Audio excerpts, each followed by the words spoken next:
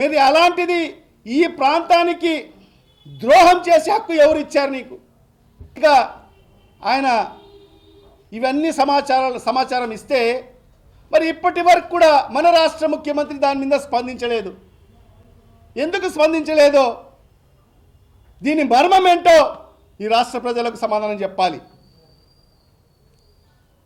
అంటే గురువు శిష్యులు కలిసి ఆయన గురు దక్షిణ అడిగితే నువ్వు ఈ ప్రాంతానికి అన్యాయం చేసేవాడివి అయ్యావా? వ్యవహారాన్ని వైఎస్ఆర్ కాంగ్రెస్ పార్టీ పూర్తిగా ఖండిస్తుంది.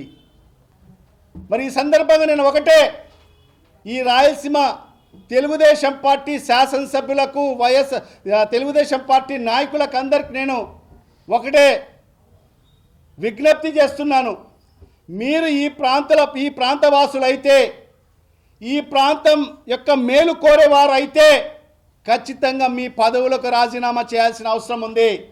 ఏదైతే ఈ రాయలసీమ ఎత్తిపోతల పథకం ఏదైతే ఈ ప్రాంత వాసులకు సంబంధించి మేలు చేసే ప్రాజెక్ట్ అది, మరి ఆ ప్రాజెక్ట్ ముందుకు తీసుకెళ్లాల్సిన అవసరం ఎంతైనా ఉంది. మరి ఈ దిశలో పార్టీలకు అతీతంగా మరి అందరం కూడా కలిసికట్టుగా పోరాటం చేయాల్సిన అవసరం ఉంది.